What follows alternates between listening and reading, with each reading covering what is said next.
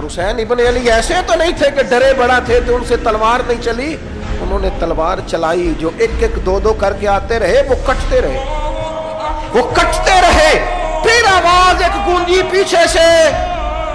وہ اکیلے اکیلے کیوں جاتے ہو؟ تمہیں پتہ ہے علی کا بیٹا، علی کا گھر تو وہ گھر ہے کہ جس گھر کا ہر ایک بچہ جسے دیکھو وہی شیر خدا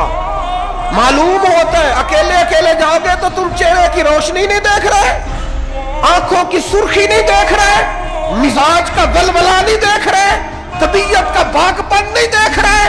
اور جوانی میں شہادت کی لذت سے آشنا